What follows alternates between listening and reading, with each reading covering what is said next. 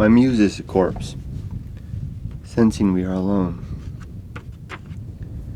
The world's broad, bleak atmosphere was all so comfortless. Such indeed is the impression which it makes on every new adventurer, even if he plunges into it while the warmest tide of life is bubbling through his veins. Nathaniel Hawthorne. This section of my book chronicles the 3-week experience of having my desert inspiration follow me home to the city. I had no idea how long this muse would stay, though I'm glad I could record a little of what it had to say. This experience began on March 4th, 2017, and was complete on March 23rd. I've enjoyed a long relationship with my muse, which tends to arrive suddenly, urgently demanding I record my thoughts before she withdraws and leaves me with nothing more of substance to think or say. I first met my muse in my early 20s, while living alone for several years on an empty stretch of beach in Northern California. The muse would meet me sometimes at night while I walked alone along Moonstone Beach just south of Trinidad, watching the sea glide up and back across the gentle shore slope, expiring in shallow, sweeping, wet sheets, the last energies of powerful waves crashing loudly in the distant dark. I'd walk then with my moondog, which was the name I gave the reflection of the moon upon the sand, glistening with a brilliant, cold, pale light, following me everywhere the earth was wet, a loyal companion in her every phase. The muse has since been with me always, through every decade of my life, speaking via the mediums of poetry, prose, art, and video. She visits at her leisure and pleasure, though I found that activities like walking alone, listening to music, and the moderate application of alcohol have a way of luring her out. Though she never stays for long, and if I fail to listen or write down what she has to say when she's saying it, then her message will surely be lost. My muse will never speak to me in the presence of others, though sometimes I detect her voice when I read good books or hear interesting people talk. I've never fooled myself into thinking that my muse is anything more than my own creativity. I know there is no supernatural entity visiting me with inspiration, and I'm aware that this creativity is subject to my own circumstance and well-being, and that my muse will die with me, or perhaps one day falter and grow silent when my mental energies, which now produce her, begin to fail. This process has already begun. Or my will and interest shift to elsewhere or nowhere at all. Thus, the urgency to write when the muse speaks. Thus, my desire to share before both she and I grow silent and are gone. The following words are the product of my muse, spoken to me at odd times, requiring I step aside from work to write down what I hear, or pull my motorcycle to the side of the road to do the same. They tell a story in a way, in bits and pieces, ideas strung together over time, revealing a train of thought, buoyant of life, cognizant of death, and catalyzed of action. I am my muse's shadow author, though she and I both know she never really exists.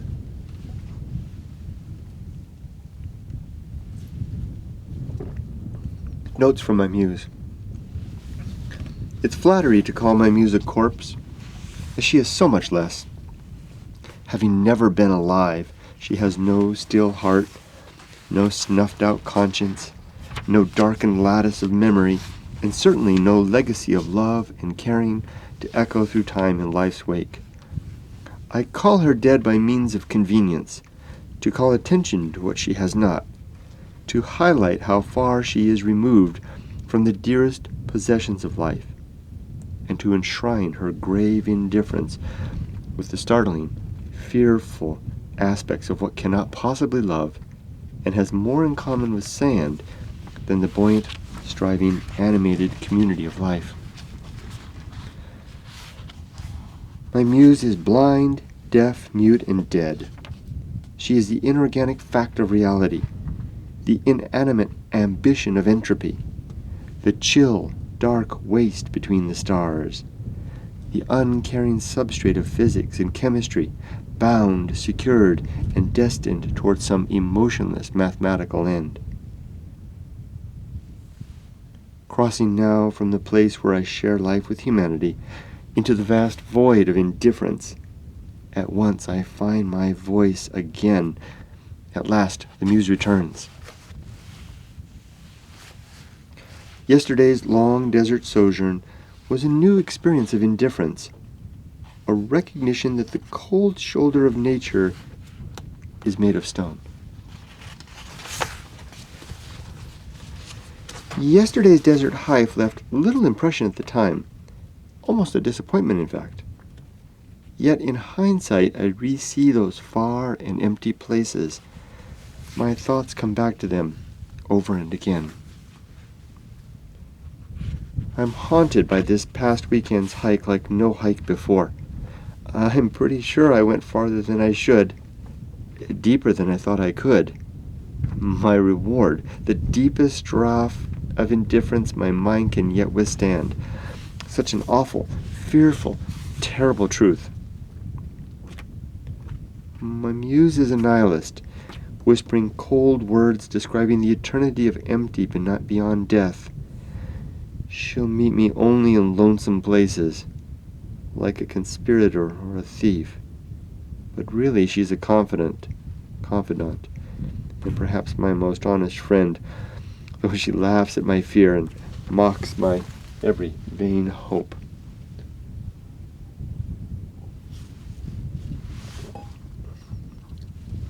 It's curious how the muse was nearly silent during my adventure last week in the deep water wilds. She normally only talks to me when I'm alone and at risk in very wild places. Instead, she followed me home this time to whisper barely audible thoughts throughout the week, touching my shoulder during meetings, suggesting ideas during my commute, smiling at me through a distant crowd. I wonder how long she'll stay, why she talks to me here, what brought her in from indifference. It seems my muse did not follow me back from the wild to inspire my words, but instead to catalyze my will. How much easier to do right while hints of the void and empty swirl behind my head, and memory of the black mountains of indifference loom across the wasteland of dry earth.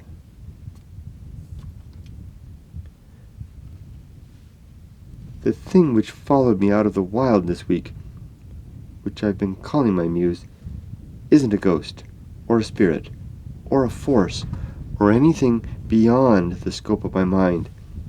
It's simply a lingering impression, the sting following a hard slap in the face, the cold, deep, indifferent reality of nature, a lasting effect of meeting the dead gaze of a universe which doesn't care, doesn't feel, and doesn't know. I hope this impression lasts. Almost went to the wild today.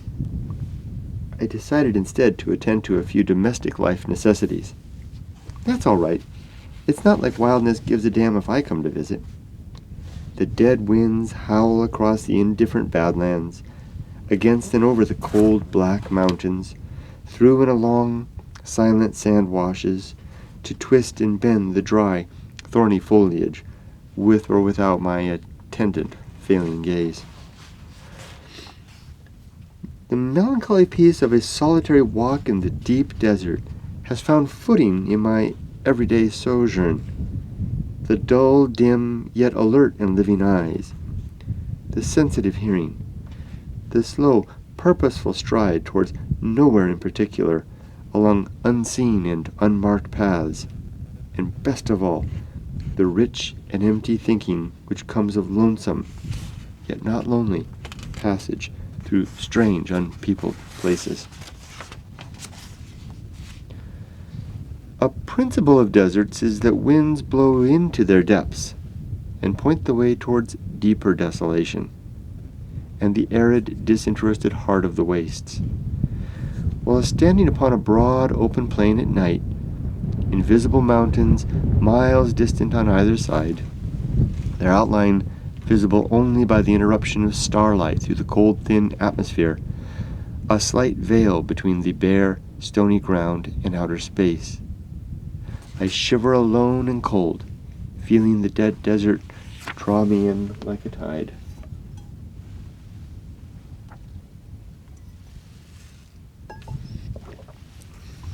The scope of my control extends to my actions and reactions and the consequences they entail. Death is the realization of that creeping indifference which sweeps consciousness and being aside like fallen leaves and carries both memory and love along into the darkened night. To the quiet mind, indifference looms. No wonder then our myriad and incessant manufacture and attendance to distraction. The deep value of a solitary desert walk is the sobering recognition of a landscape and circumstance without any real escape. For though we may return to our warm bed and our fellows, the memory lingers of the cold night winds under the naked stars and the blistering sunlight across a vast landscape without refuge. Such impressions gain deep footing and purchase within the mind, but only when we go alone, and only when we go so far as to glimpse the very real and near point of no return. To a mind which has risen above fortune, both the necessary and superfluous actions of the day become like attendants to a disinterested game of chess. For while our mind and body must periodically engage the game and move the pieces, our deeper attendance is to matters more worthy of our true character and aim. Do you attend your dying breath in this present moment? How much more worthy a pursuit than philosophy? I'd rather reckon each exhalation in deep fastidious awe than the gilded words of the holy and wise. Indeed, if their wisdom be true, they'd silence their speech and mind in mute attendance of their own mortality, and the consequent vista thus revealed. The fallow field of the well-lived life is the time between riches, fame, and security, a time to cultivate a more true and honest harvest. The price of leisure is attendance to the fact of who we are and the choices we've made. It's no wonder then we sometimes choose for ourselves the slave's abject distraction. The sober subject of our life's decline arrives so often late to the feast and long before the diner has enjoyed their fill. There's a similar sensation of precious anxiety which results of descending 40 feet beneath the sea on a single breath, or hiking 4 miles off trail into a stark and barren wild, but only if you go alone. Not only the fact of humanity, but all trace or reminder of our race must be left behind before we can truly sense there is no God. Reason is the arbiter of virtue. What other force can provide a more accurate or worthy measure? I have this plan which I'll never fulfill, for I'm a family man and must respect the sensitive conscience of those who love and care about me. However, if I were alone in life and received my physician's forecast of pending death, and were to have this counsel affirmed by a qualified another, then I'd make provision for a last and final journey into the wild, the desert of course, to find my end in the wastes, alone and without succor, to face down indifference in its own awful light, stark and devoid, pale and blinding, cold and incapable of care. I wonder how I could handle such a last adventure. Could my mind bear with peace such a truth, even as the light and caring of my own being flickers and fades, into the dark, cold void.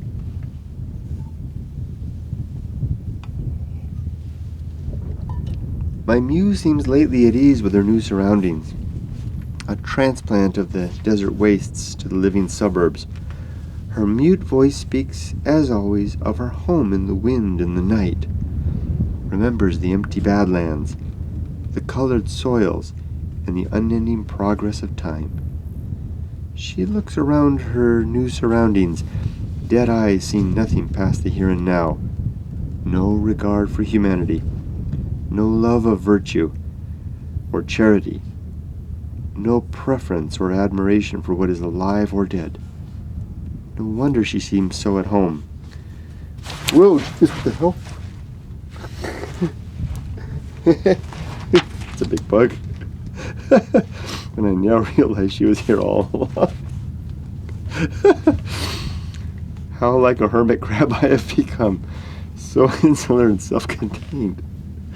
My needs, of course, extend to society. Indeed, I die without my fellows, and I'd like to hope my fellows might need me in some small way. Though beyond the sustenance of my person, I find now ample nourishment for the mind and spirit in such dull pursuits as the marking of time and the vain cataloging of the many treasures I am so fortunate not to possess. I had an interesting talk with a friend today where I confessed my nihilism and found comfort in not giving a damn. Such is how the serpent consumes its own tail.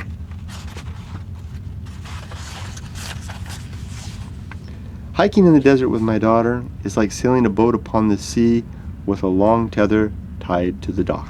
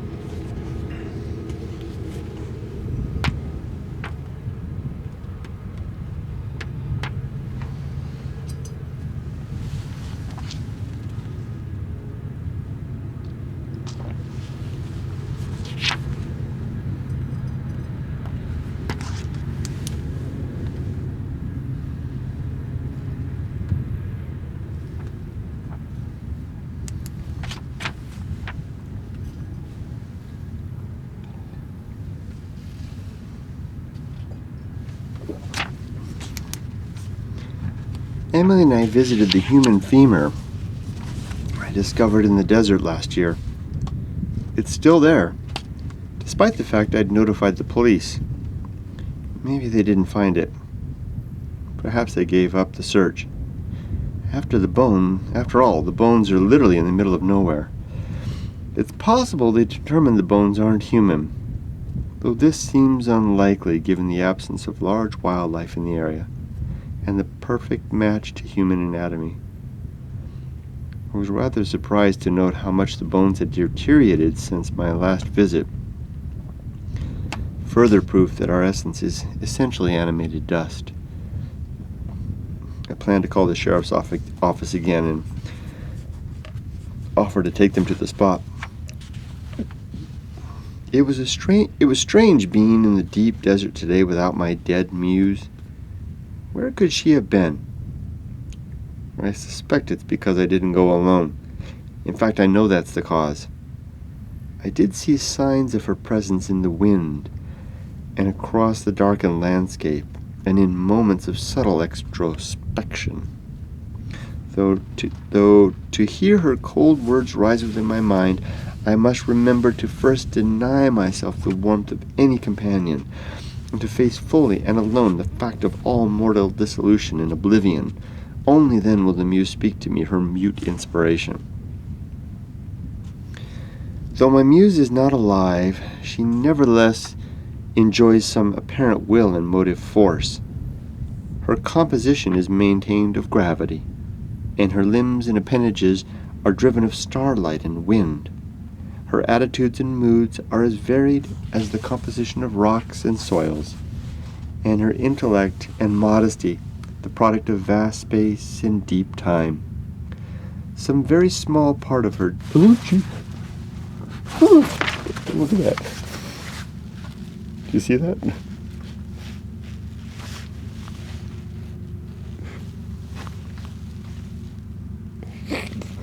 That's big. If I shuffle it off, it's just going to come back. So my muse is not alive. Wait. Her intellect and modesty are the product of vast space and deep time. Some very small part of her does have an organic pulse. This is true. Though this soft rhythm is utterly drowned out by the roar and cacophony of nature's inanimate rush towards entropy. Though my muse is not alive, her words and law-like meaning nevertheless ring clear in my brain whenever I muster the courage to look past the warm company of fellowship and the reassuring clamor of minds to the intense dark beyond the firelight and the deep abyss of life. It's interesting how my daughter did not share my fear in the wild yesterday. She seemed at ease in a place I've practically run from in the past.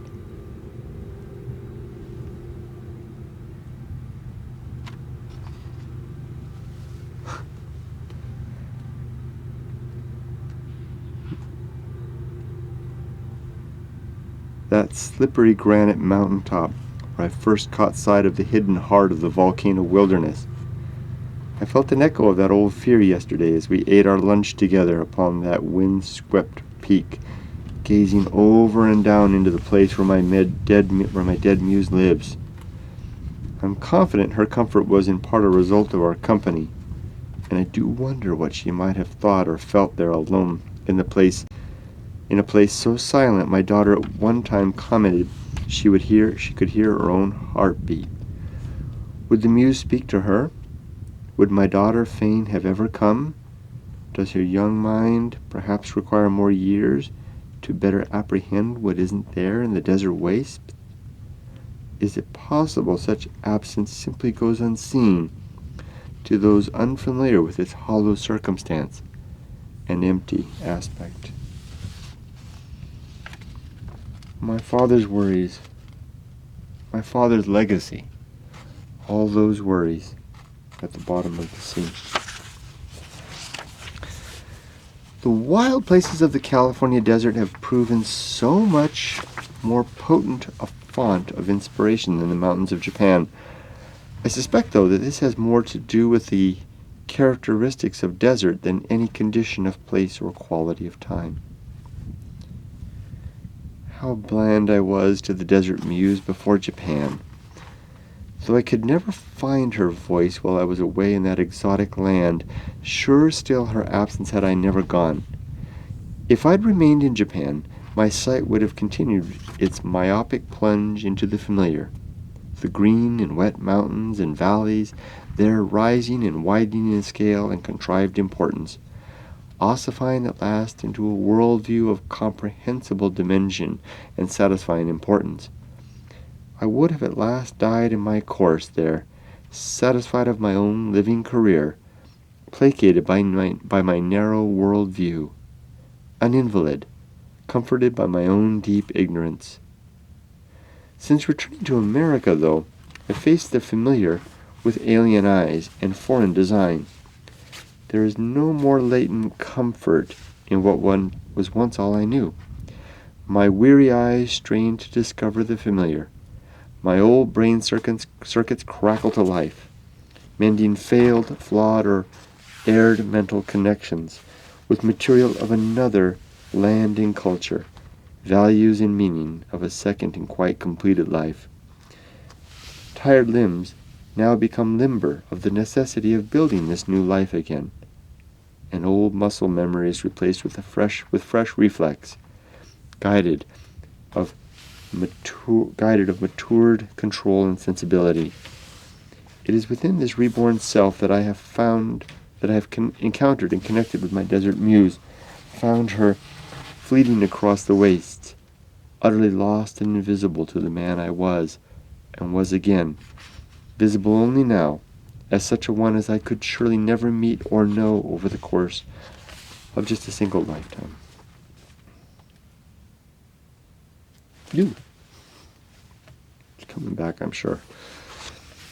The faculty of choice is most keenly exercised at rough and unexpected life juncture. Does misfortune rise in our way? Does death approach? Is it not now in our power to exercise discretion and judgment in recognition of what is within our control? Have we not utter claim over our thoughts, actions, and reactions? Do we not possess the ability to watch with equanimity as our fortunes rise and fall again, correcting our course with judicious turns of the rudder, aiming for the open sea, yet breathing calmly as we become ruined upon the rocks and plunge beneath the waves? Our opinion and judgment of things lie outside the pale of all external forces besides ignorance, disease, and death, which may first weaken and then destroy our resolve and capacity to stand. But until that time, we've power enough to select and will our own footing, to observe and recognize the vast machinery of the universe's headlong tumble towards tomorrow, and to know both the scope and scale of our meager influence.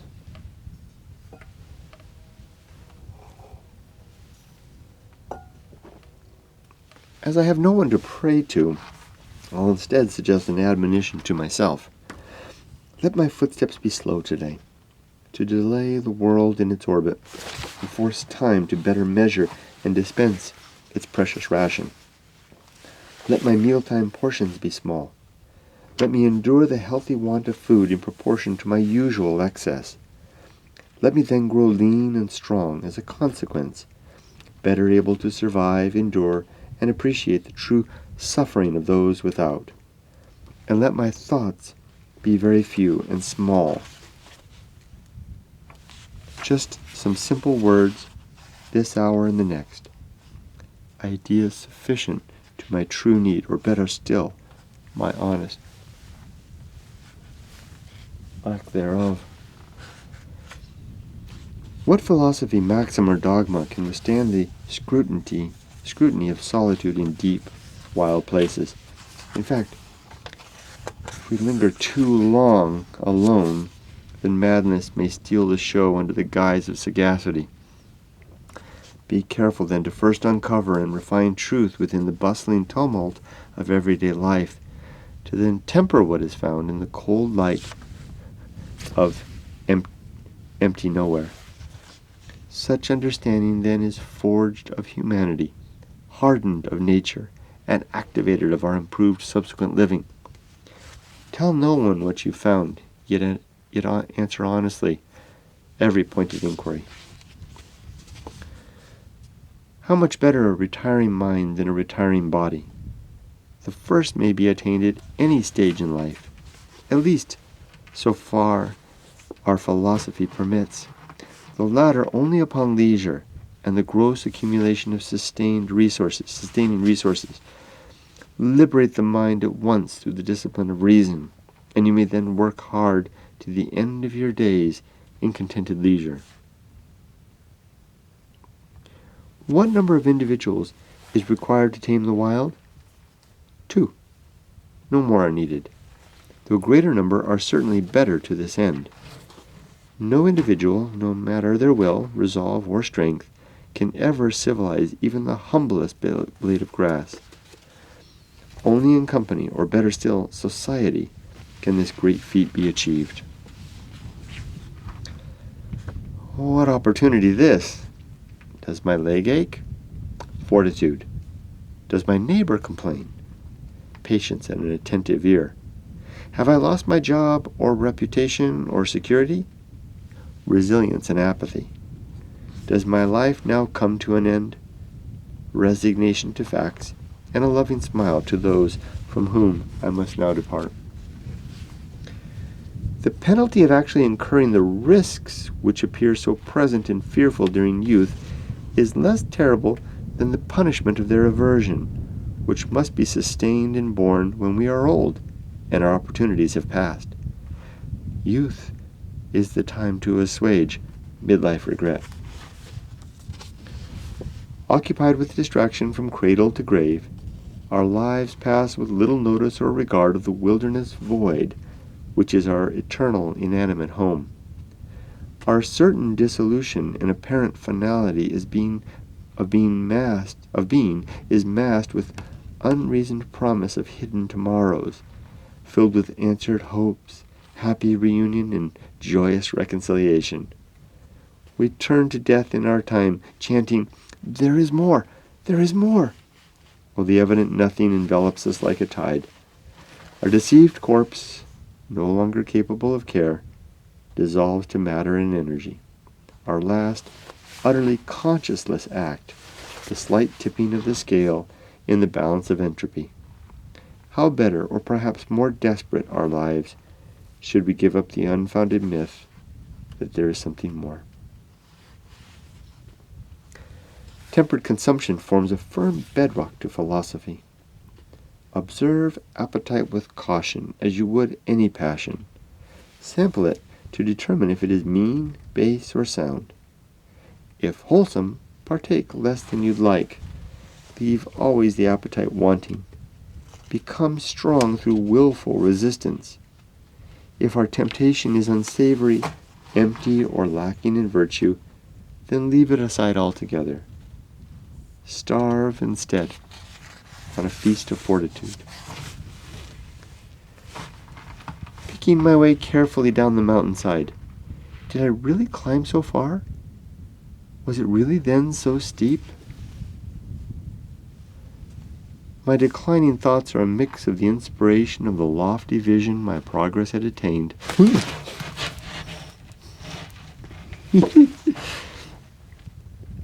Oh boy.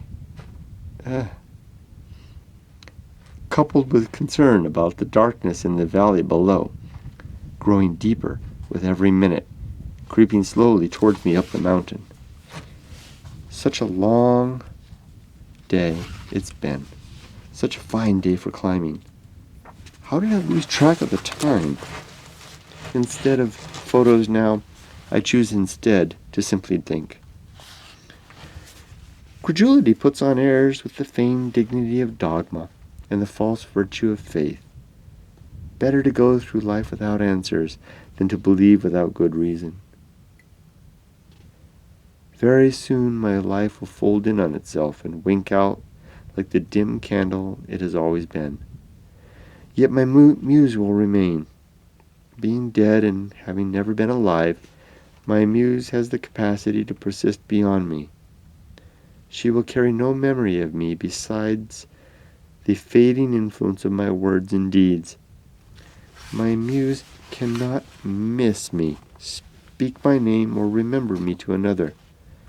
My anonymity is scarcely more secure in the grave than when my pulse was beating and I had some voice to be known. My dead muse keeps perfect secrets, is incapable of telling truth or lies, is the perfect confidant. I've declined to a place where my poverty is secure from fortune. I've so little of real worth that my desire for more is fully satiated. I owe no mortgage to reason, own outright my capacity to choose, pay no tax on apathy, and wield discretion like a sovereign. This outpost of peace was always near within my recognized ignorance, easily attained, though the journey required 50 years. I owe thanks to Seneca, Epictetus, Aurelius, Emerson, Thoreau, Sagan, Attenborough, and Bixler for suggesting the way.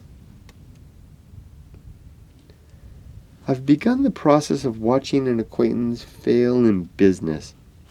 It's a venture in which he's likely gambled everything, and thus has everything to lose. Oh my gosh, I lost my page. Where was I?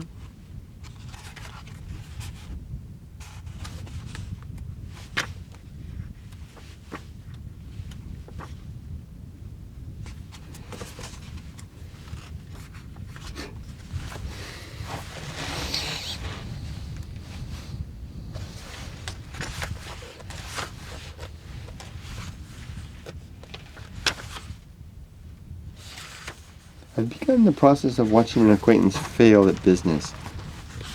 It's a venture in which he's likely gambled everything, and thus has everything to lose. I've been there myself, twice, and the memory is so real it's almost tactile. I laid up late last night, staring at the ceiling, thinking of him. I'll bet he was staring at the ceiling, his ceiling too, just like I used to do. I'm beginning to drown, going down through a form of death which isn't really dying. Apathy arms us with the same indifference which the universe wields in the execution of its mindless purpose. We stride through life, bestowing benevolence in true proportion to our capacity, sharing unalloyed generosity and love, rich in the giving, expecting nothing in return.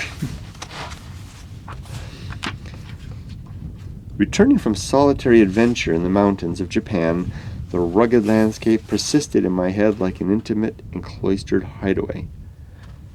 The desert, however, unfolds in the mind like a great and empty map, devoid of sanctuary, exposed, and utterly impersonal. The will of apathy is neither mean nor small attention, but freedom from undue investiture, to apply our focus and efforts wisely, to make good and useful ends of our days, to be a benefit to mankind, and not burn our energies over useless kindle and conflagration. The optimist's bright luster cannot be dulled by apathy, nor their charity, kindness, or philanthropy. Indeed, these qualities are enhanced and made potent through a distilled and refined focus, the narrow and distinct possession of mind which comes of knowing what is and what is not within our control. Our true and perhaps only essential purpose is etched into our being with the imperative of desire and the awful threat of living and dying alone. It's a mindless drive, truly requiring no thought. We live our purpose on autopilot, fulfilling its mandate with the satisfaction of every instinctual whim. An easy way to live, and a satisfying way to die. Life is orphaned from the start, our progenitor having more in common with a stone than the loving parent we might hope to deserve. We stand and gaze across the wild for some sign of kin and kind, our eyes drawn at last to the sky and stars, in hazy remembrance of dim, indifferent origins. We awake, our fresh senses alive and new and electric with perception. At once we begin our locomotion, stepping and grabbing and speaking. We're never lost, not for a moment, though our minds may despair of purpose or meaning or direction or worthy end. Indeed, a deep mandate has the reins, a singular worthy end. There's but one direction, one meaning that really matters, a consolidated purpose, driving and quite distinct. All artifact speaks to this one end. All else is abstract substance and substrate, compost and waste, filler and raw resource towards the gain.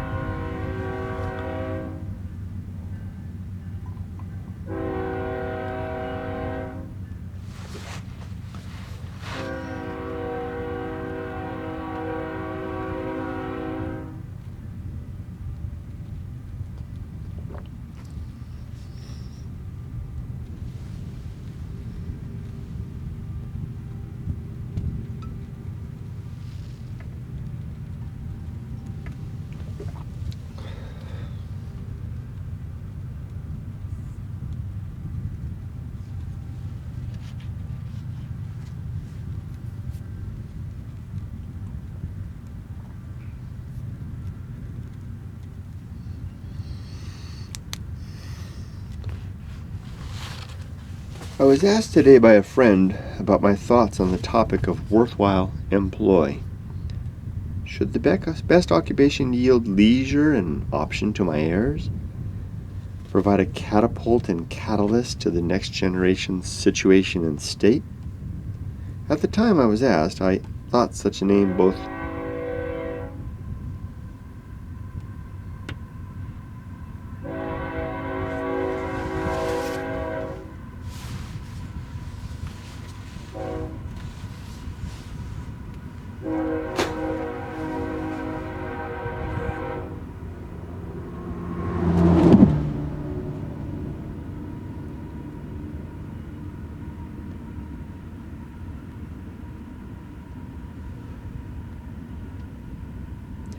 At the time I was asked, I thought such an aim both worthy and admirable.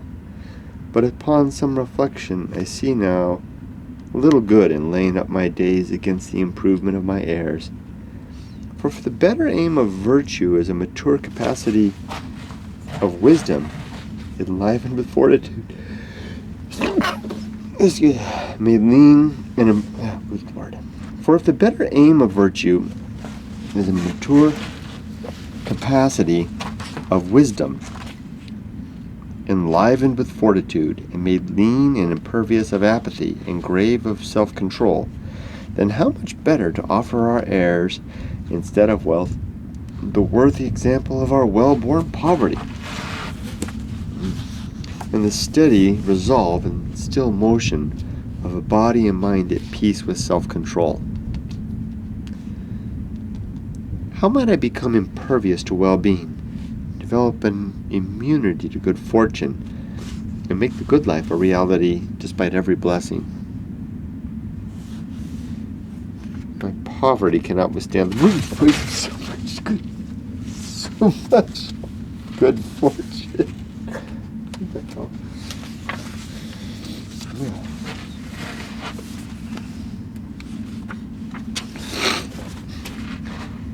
My tribe are those who currently stand among the brambles, wondering how they got there, bleeding a bit from the thorns, observing no trail back. Perhaps a book like Walden sent them this way, though by now they've far less use of a guide. Indeed, what is this that requires a guide, when every direction is in, and there's now far too few rations for retreat? My tribe will know this place, though none of them are about. They'll find me here long after I'm dead. I'll leave them some marks. I sometimes spot marks of those who have gone before me, faint, strange, nearly indecipherable, the further I go. There are older marks still, appearing fresh as the day they were made. What should I tell my child on the use of time? Should I caution her simply to be mindful of its passage, to measure each moment with her attentions, and keep busy with the application of sober utility? Should I recommend foresight towards the life she may want to live? If so, how do I caution her not to reside too long in the fiction of what might be, or against setting up house in the past, or living as a ghost within the life of another? I must indeed offer caution against the waste of moments, which is the sport and pastime of so many, the impatient counting down of hours towards an ignoble and seemingly untimely death. Yes, I'll instruct her to beware all this and more, to mind carefully what is ahead and what is past, and to not lose sight of her own way by ingracious attention to the footsteps of others, and to know her true and even course, not by the landmarks of her surroundings, or the warmth of the air, or the pleasant company, or the ease of the road, but instead by the satisfying perception of firm footing over every ground, any fortune, and for as long as her daylight remains. Our genetic inertia propels us towards ends we rarely consider. Sex, love, marriage, and even Jesus proclaim our mute acceptance of responsibility to the survival of our species. Our blind allegiance binds this mandate to action. The veil may never rise for us, though the ones to whom we may one day become God should certainly pity our narrow vision and quite constrained understanding. Society bears down with a crushing weight of responsibility, while the wild bears down with the weight of necessity. The consequence of failing in the first circumstance may be destitution and disgrace, while failure in the second punishes with death and extinction. Going alone, then, into the wild relieves for a moment the first and lesser burden, in exchange for the thrill and challenge of a more base and primal threat. When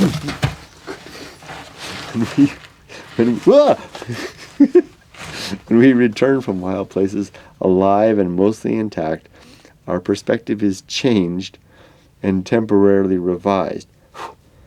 For what threat really is any office censure, any mere social disgrace, an embarrassing fumble of etiquette, or even failure in love or enterprise compared with what we have just met and mastered?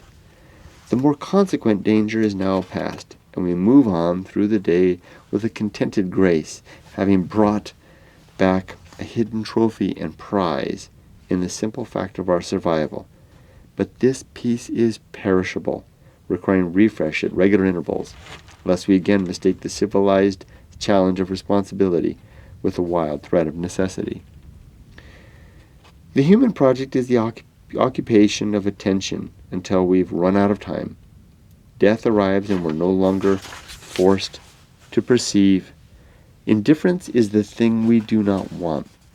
For if we quiet our mind enough, something which isn't really there becomes apparent. And if we separate ourselves far enough from our fellows, there it isn't again. To apprehend this startling absence through dead landscape or still mind is like sensing a ghost which isn't real, a frightening paradox to not behold. So, instead of not seeing, we first do this, then we do that, and then yet another thing, and then we die, hopefully well distracted by the community and clamor of loved ones, whose presence and attention assure us there's more than nothing in the end. Make your great life adventure early in life, when you've both everything and nothing to lose. The gamble then is more secure in your favor, the likelihood of success augmented by your ignorance and inability to recognize or assess risk. You'll succeed even if the adventure kills you. Just don't get pregnant, and in so doing, assume your own risk onto the life of an innocent another. Save that wondrous adventure for later, when you've had your fill of yourself, and are more mature and ready to truly give. For your adventure's venue, select what appears alien and strange, a curious and seemingly foreign life street or some exotic backwater of nowhere. Go meet your anxiety and give it a fair listen. Rebuke its fearful claims and hysterical protests. Come away satisfied you know better your mind and can now answer and assuage its ancient unsound fears. You'll know when the adventure is done, when you possess fewer dreams of tomorrow and behold a broad and expansive landscape of today. Oh, and go alone, if you can bear it. If not, then take, or better still, make a friend along the way. You'll find your tribe is out there. Your mind is on a track. There's actually very little leeway between birth and death. The course is strikingly simple, though we don't notice due to our one chance at living, and the fact that our perspective biases us to exaggerate what little difference there really is between one life and the next. Gosh. And one generation to the next. Gender plays a role in the course we must live, as does age, though these aren't very popular topics to discuss. But keep that in mind and listen to what your nature has to say, even if you choose not to heed. For informed choice brings both responsibility and accountability into the hands of the chooser. Always apply reason to your biology. Always demand diplomacy of your motives. Always seek virtue of your wants or deny them altogether. In this way, never hesitate to resist your nature should it prove base, barbarous, unjust, or inhumane. So you'll bump along this course of living, fortune heaving you at once to the left and next to the right, but always forward and at a steady rate, even when at rest, even when you decide not to choose. Remember that you'll always be on those rails, and there's nothing spiritual or spooky or inexplicable about them. So don't get suckered into motivation, divination, or exorcism to change your way. Instead, ride the rails like the successful survivor you have become. We have become. We've all become, by virtue of the simple fact we're alive. You see, biology's criteria for success is both simple and absolute. So ride your rails to the end of the line, and if you choose, pass carefully your successful mandate into the future, as your mother and I have done through our loving creation of you. It's been over a month now since my dead muse followed me back from the desert. She's always there, right there, whenever my mind falls away from the fort.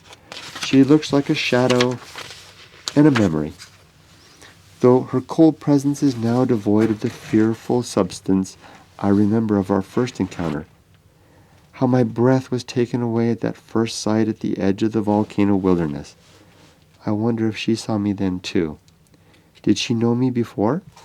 I certainly never knew anything prior so awful in the wild, though there was that one cold night, 30-odd years back.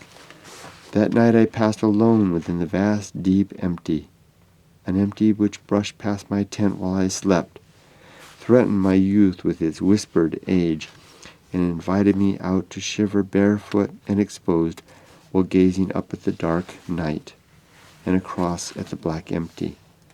I was young then, perhaps too alive to see. Maybe that's the reason she's here now. Are my eyes simply opened? Was she here all along? Will she ever leave? I think I know the answer, though it's perhaps best I keep that supposition to myself. How much is enough? For myself, it is enough to stop asking this question. For if my ethics are sound, my reason keen, and my intent judicious, then there will always be just enough of every endeavor. So instead of asking after the quantity of things, I should instead seek after their quality.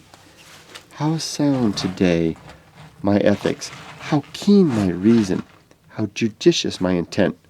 Let me then tune my social machinations to run silent, efficient, and true, satisfied that whatever product is the result of whatever quantity is utterly sufficient to the good life. Where will you set up house? Though the body must reside in some shelter of a sort to keep it safe and warm, the mind needs only space and liberty sufficient to exercise its native capabilities and natural inclination. These places are not incompatible, though an excess of the former may indeed distract from the latter, while too much of the latter may cause disconnect from those who share our former. Is it possible my dead muse has died? Is that even feasible? If not truly dead, she certainly seems less present. Perhaps it's because I've been so long from her dead home out there in the desert. Maybe the spell has simply worn off. She can't utterly be gone, as I hear her faint whisper now as I type these words, like a distant cold wind across a skeleton landscape of stone and sand, hushed and muffled, indifferent and absolute. My dead muse is gone. The only words which remain now are my own. These thoughts are familiar, though they come with that same labored effort I've known since youth, like pulling a heavy root from hard soil. It was easier when my dead muse led the way, allowing me to follow behind as she stepped easily through abstraction, pointing the way towards silent impressions I cannot muster alone by way of my dull pedestrian life. I expect a trip back to the desert will secure our reunion, though I wonder if she'll ever follow me back here again. Has she perhaps seen enough of civilization's vain and glossy proposals of meaning? Has she had her fill of our fearful efforts to hold back her night?